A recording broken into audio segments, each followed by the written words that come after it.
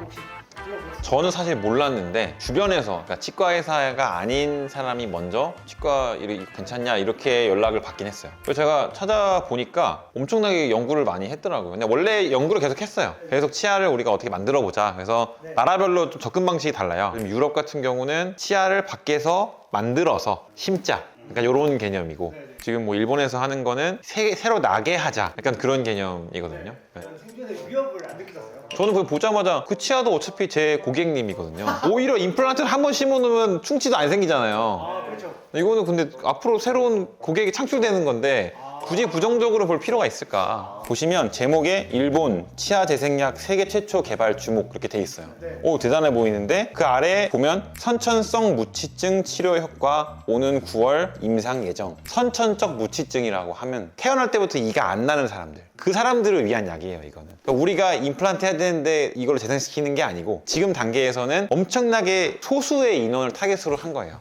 선성이랑 희소성이랑 차이가 있네요. 이게 치아의 발생 과정을 조금 우리가 이해를 해야 되는데, 우리가 이제 그 수정란에서 막 세포 분열을 하면 치아판이라는 게 생겨요. 영어로 덴탈 라미나라고 하거든요. 이제 그게 발달하면서 거기에서 치배라고 해서 치아에 씨앗이 생깁니다. 그러고 나서 옆에 후속 치아판이 하나 생기고, 그 다음에 그 후속 치아판에서 또 치배가 생겨요. 그러니까 처음에 생긴 거는 유치, 그 다음 생긴 거는 영구치, 이렇게 되거든요. 그럼 이제 영구치가 막 다 만들어지면 이제 영구치가 덴탈 라미나를 이제 없애버려요. 그 치아판을 없애버려요. 가장 근본이 되는 그런 기원을 없애버리는 거예요. 그러니까 우리 이미 치아가 다 올라온 사람들은 치아판이 없는 거예요. 약물을 아무리 써도 그게 효과가 없는 거죠. 현재로서는.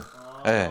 그게 그럼 왜 그렇게 형성이 돼 있냐고 하면, 어린이들 보면 교합이 되게 불안정하거든요. 왜냐면 치아가 빠지고 막 나고 하니까. 성인은 교합이 안정적이에요. 근데 겨우 안정적으로 맞춰놨는데 갑자기 밑에 이가 더 올라와서 또 빠진다고 하면 또 변화를 겪는 거잖아요. 그러니까 되게 좀 비효율적인 거죠. 그러니까 발생 과정을 왜 얘기한 거냐면, 이 약물의 핵심은 치아판, 덴탈 라미나가 남아있는 사람들한테 그 치아 발생을 억제하는 단백질이 있거든요. USAG1이라는 단백질이 있어요. 걔를 억제하는 약을 투여해서 발생을 다시 시켜보자 라는 개념이에요. 좀 어렵죠. 아직까지는 그러면 그냥 내 치아가 빠졌다고 해서 여기다가 네. 약물을 할 수 있는 건 그건 아니에요. 아직은 불가능합니다. 네. 그럼 원장님은 이 약이 평균화까지 된다고 한다면 이 치아가 빠진 사람도 다시 나는 게 가능하다고. 그러니까 지금 이 과학적인 기전상 현재로서는 불가능해요. 왜냐면 저는 지금 치아판이 없거든요. 없어요. 근데 이 약물은 치아판을 활성화시켜서 발생 과정을 다시 촉진시키는 약이기 때문에 불가능하죠, 현재로서는. 제가 봤을 땐 그렇습니다.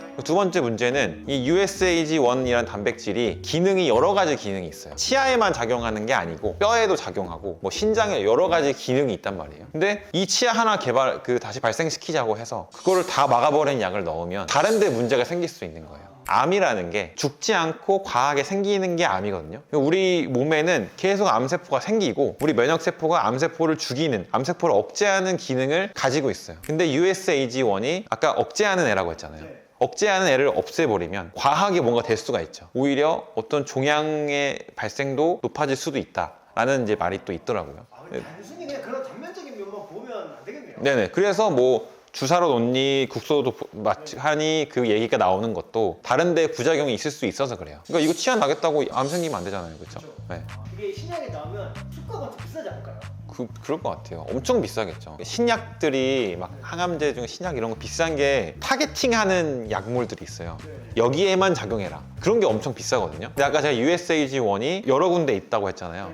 그 중에 치아에만 작용하게 하려면 타겟팅하는 약을 만들어야 돼요. 엄청 비싸죠, 그러면. 요 치아 재생 신약 상용화가 될 거라고 생각하면 저는 좀 안 될 것 같아요. 물론 선천성 무치증 환자한테는 엄청 좋은 소식은 맞아요. 근데 우리가 그렇진 않잖아요. 그러니까 대부분의 사람들을 생각하는 거는 나 이거 빠지면 여기만 재생시켜야지 이렇게 생각하는데 그렇게 간단한 문제는 아니라는 거죠. 너무 앞으로 넘어야 산이 많아요. 성공한 게 G 설치류에서 성공을 했거든요. 그게 의미가 있는 이유가 상어 같은 경우는 평생 계속 치아가 생기는 이제 이런 종 중에 하나고, 인간이랑 설치류는 딱 2번 나는 종이거든요. 그러니까 설치류에서 성공했다는 거는 인간에도 적용될 수 있다는 가능성이긴 해요. 근데 이제 모든 선천성 무치증에 적용될 수 없는 이유는 선천성 무치증도 원인이 여러 개거든요. 선천성 무치증 중에 치아판, 아까 그 씨앗, 그게 남아있는 분들만 가능한 거고, 현재로서는 그 남아있는데 이분이 치아가 안 생긴 이유가 USAG1 단백질 때문이라면 이 약이 먹히는 거예요. 그러니까 엄청 소수예요, 이게 먹히는 사람들이. 여러 가지 조건이 있네요. 엄청 조건이 많아요. 근데 이제 그거 다 빼고 막 인스타에서 막 블로그에 막 이제 치아 막 재생치과 나와서 조만간 임플란트 없앤다 이렇게 막 써놨더라고요. 그러니까 아무것도 모르고 그냥 막 자기 생각 쓴 거예요. 일기장이 일기장. 근데 그 일기장을 보고 다른 사람이 또 퍼가요.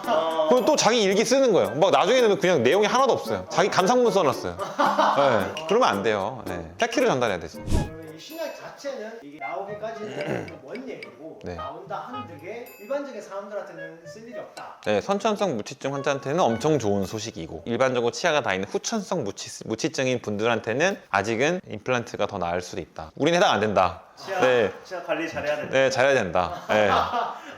오늘 치아 재생, 네. 치아 이걸로 떠들썩해서 네. 혹시나 원장님 밥그릇에 위협이 되지 않을까. 아직 제 밥그릇은 괜찮은 걸로. 네. 아직은 먹고 살만할 것 같습니다. 네, 아직 걱정은 전혀 안 하고 있었어요. 저는. 아예 모르고 있었기 때문에. 네, 알겠습니다. 네. 다음에 또 또 새로운 뉴스거리 있으면 또 물어보러 오겠습니다. 네 알겠습니다. 네. 오늘 고생 많으셨습니다. 감사합니다.